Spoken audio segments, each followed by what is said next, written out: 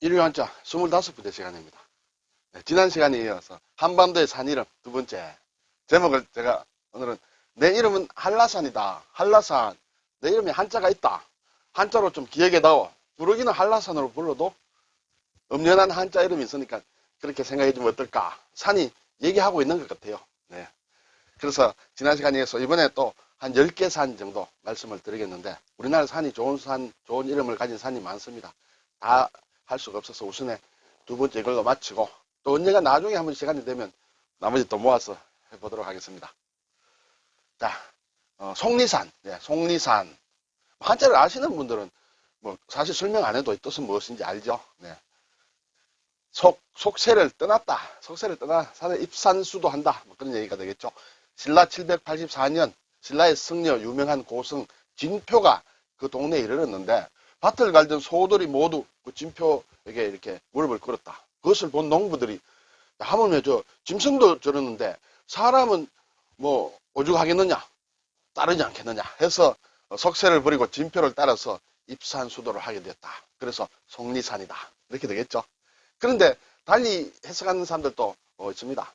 지금까지 지난번에도 산 이름 얘기하면서 설이 여러 가지가 있다고 말씀을 드렸어요. 여기도 마찬가지로 속리라는 게 사실은 이 한자라기보다는 수리 머리 숫자에서 꼭대기다. 아주 높은 산이다. 막 그런 뜻으로 우리말을 이렇게 음력을 해가지고 속리라 적었다. 이렇게 얘기하는 설도 있다. 이렇게 되겠죠.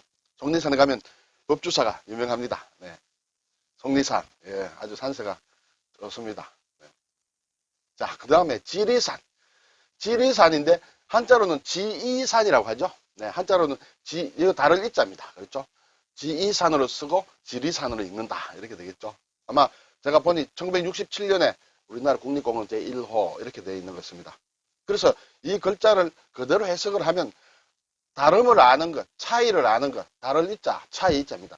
차이를 지는 지혜란 뜻인데 안다라고도 볼 수 있겠죠. 그래서 다름과 차이를 인정하는 것이다 하는 이름을 붙였습니다. 산속에 들어가 봐야 알겠죠. 네. 그리고 어리석은 사람이 머물면 지혜로운 사람이 된다. 그래서 지리산이다. 이렇게 얘기했다고도 하고 또는 이 다스릴 리자를 써서 지리산으로도 예전에는 많이 표기를 했다. 이런 기록도 있습니다. 그리고 두류산이라고도 했다. 여기 두는 백두산의 두다. 류는 흐르다. 그래서 백두산의 맥이 흘러내려온 것이다. 그래서 두류산이라고도 했고 또는 달리 설명하시는 분들은 이것은 사실은 두레, 산을 뜻하는 두레, 뭐 달을 뜻하기도 한다고 하는데 이 두레란 말을 그 순우리말 지리다. 이 지리를 음사한 것이다. 음으로 한자로 바꾼 것이다. 이렇게 얘기하기도 합니다. 이런 설은 있다는 참고로 알아두시면 되고 이 글자 그대로의 뜻은 다름과 차이를 인정한다. 다름을 아는 것, 차이를 아는 것. 이렇다 되겠죠. 예. 지리산 천왕봉입니다. 정말 네, 좋습니다.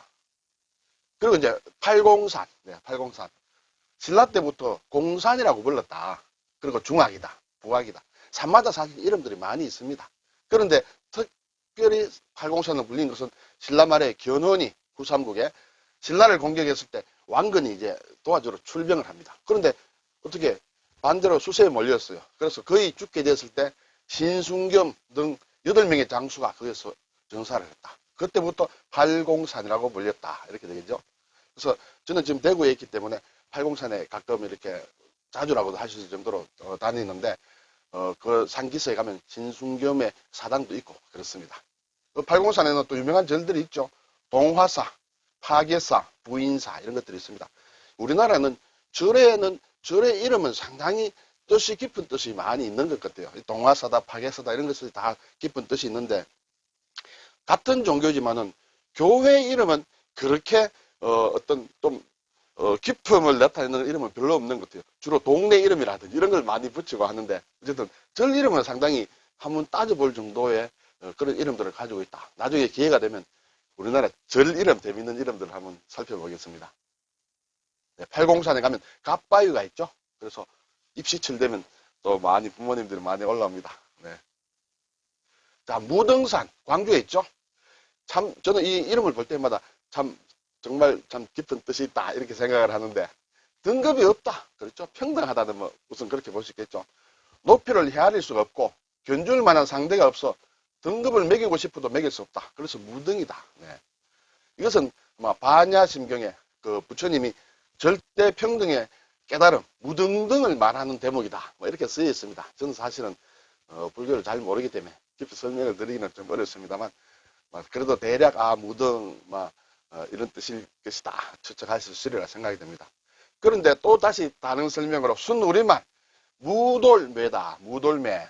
무돌매는 무지개를 뿜는 돌이다. 뭐 이렇게 거기서 온 것이다. 이렇게 얘기하기도 하고, 무진악이라고도 했다. 옛날 광주는 아마 무진주라고 이름을 했죠. 그래서 무진악이라고 했다. 그리고 무덤산, 무당산 이런 것도 얘기를 했습니다. 우리가 잘 아는 서석대. 저는 가보지는 못했습니다만 이름은 많이 들었습니다. 예, 무등산. 주상절리가 아주 정말 대단합니다. 그렇죠? 산꼭대기에 이런 게 있습니다. 그리고 내장산, 내장, 안내자, 감출량입니다. 예전에는 영은사라고 영은사가 있어서 영은산이라고도 했다. 이렇게 되는 모양이에요. 백제 무왕 때 영은조사라는 분이 계셨는데 그분의 지으신 절인 것입니다. 그런데 이 내장산이라는 뜻은 산 안에 숨겨진 것이 무궁무진하다. 네, 산 안에 숨겨진 것이 무궁무진한지 모르겠습니다. 인근의 백양사와 함께 이제 국립공원으로 됐다. 가을 단풍이 절경이죠. 옛 그림은 기록에는 조선 8경에 하나다. 이 정도의 모양입니다. 내장사도 있다. 최근에 내장사에 또 불을 또 방화 사건이 일어나서 또 좀 시끌벅적했습니다. 예, 역시 내장산 단풍입니다. 그렇죠? 뭔가 숨겨진 게 많이 있는 것 같습니다. 자, 금오산. 금오산은 구미에 있습니다. 금오. 쇠금자에 또는 황금의 금에 오는 까마귀 오죠. 태양 속에 산다는 세 발 달린 황금빛 까마귀. 그것이 금오다. 그렇죠? 세 발 달린 까마귀는 삼족오라고 하죠. 삼족오. 발이 세 개다. 그것이 태양 안에 산다. 그래서 금오가 저녁 노을 속에 금빛 날개를 펼치며 날아오르는 모습과 닮았다. 네, 이렇게 되겠습니다. 이것은 신라의 불교를 처음 전한 아도화상이 그쪽을 지나가다가 보고 산세를 보고 이런 이름을 지어줬다. 이렇게 되겠죠. 그리고 한글로는 같은데 이 자라오자를 쓴 금오산이 있죠. 경주 남산의 한 봉우리인데 그것은 금오산이라 한다. 그 경주 남산 쪽에 가면 이 자라가 이렇게 모양을 한 바위도 많고 또 이렇게 있는 모습. 저도 예전에 갔을 때 해설하시는 분이 설명해 주는 걸 들었는데 그게 많이 있다고 합니다. 김시섭이 금오신화라는 것을 여기에서 적었죠. 네, 그래서 금오신화로 할 때는 자라오자를 쓴다. 그리고 신화라고 할 때 귀신 신자를 쓰지 않고 새 신자를 쓴다. 네, 그거는 좀 자세히 보지 않으면 그냥 신화라고 하면 우리가 그리스 로마 신화처럼 단군 신화처럼 그런 얘기를 볼 수 있는데 이것은 그것은 아니고 새 신자다. 새 이야기다. 이렇게 되겠죠. 네, 금오산. 네. 그리고 오대산. 네, 오대산은 대대자입니다. 돈대. 대라는 것은 높이 이렇게 반듯하게 쌓아 올린 것을 얘기하는데 그것이 5개다. 그래서 산에는 이 5개의 대가 있다. 중대, 가운데에 있고 동대, 서대, 남대, 북대가 있어서 이 5개의 대가 있다. 이렇게 되겠습니다. 아마 중대는 지공대, 동대는 만월대, 서대는 장령대, 남대는 기린대, 북대는 상삼대, 이런 것이 있는 것 같습니다. 중국의 오대산하고도 좀 연관이 있는 것 같습니다만, 여기까지 제가 보지 않았습니다. 월정사라든지 상원사라든지, 네, 이런 들들이 있죠. 네, 오대산. 자, 계룡산, 대전 쪽에 있죠. 충청도. 천왕봉과 연천봉, 삼불봉을 잇는 능선이 달게 벼슬 쓴 용을 닮았다. 네. 그래서 계룡이라 한다. 닭개자, 영영자, 계룡산이다. 동학사, 갑사, 네, 이런 것들 있죠. 계룡산. 네. 그리고 만이산, 네, 만이산은 우리에게는 또 좀 상징적인 게 있죠.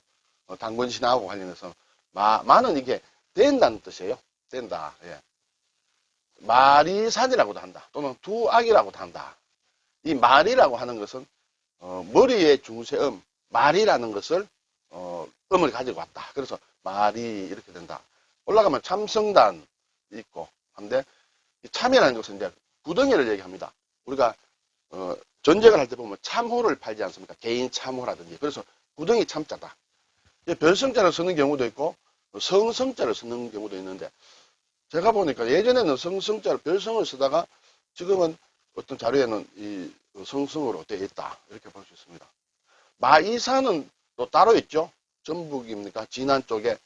이때는 역시 말마자야 귀자, 생김새가 이렇게 말귀처럼 생겼다, 이렇게 돼서 마이산도 있습니다. 네, 이것은 만이산. 네. 저는 정말 젊었을 때 올라가 봤습니다. 네, 이제 마지막으로 한라산. 네, 제주도 한라산. 한은, 이게 한나라 한인데, 한자에서 한은 은하수를 가리키는 경우가 있습니다. 그래서 은하수를 은한이다, 뭐 이렇게도 얘기하는데, 한라, 나는 이제 붙잡는다 하는, 배를 붙잡는다, 나포한다 할 때도 그렇게 씁니다. 그래서 한라, 한을 나하는 산이다. 산이 높아서 산정에 서면 은하수를 잡아 당길 수 있다. 그렇게 해서 한라산이다. 자, 우리가 한라산으로만 알면 이러한 것을 알기가 상당히 어렵습니다. 설명을 해도 금방 또 잊어버리죠. 그렇지만 한자를 알면, 아, 은하수를 잡아 당길 수 있는 산이구나. 이름이 참 좋지 않습니까? 근데 이렇게만 한라산만 해놓으면, 글쎄요, 한라봉 외에는 생각이 잘 안 나지 않겠습니까? 네. 한라산 역시 이제 백록담이라는 흰 사슴이 물을 먹는 호수다. 백록담이 있다. 이렇게 되겠죠? 네, 한라산입니다. 네, 오늘 이제 10개의 산, 속리산, 지리산, 팔공산, 무등산, 내장산, 금오산, 오대산, 계룡산, 만이산, 한라산, 이렇게 보았습니다. 그래서 다시 한번 말씀드리고 싶은 것은 음연이 좋은 이름이 있다. 한자 이름이 있다. 한글로만 쓰면 뜻을 알기가 상당히 어렵고 깊이 더 친근하게 안 다가온다. 그래서 우리가 한자를 공부하기 때문에 이런 명산들의 이름 정도 한두 번 정도라도 볼 필요가 있지 않겠습니까? 나중에 잊어버리더라도 한자를 알면 다시 찾아보면 또 새록새록 생각이 나리라 생각이 됩니다. 수고하셨습니다.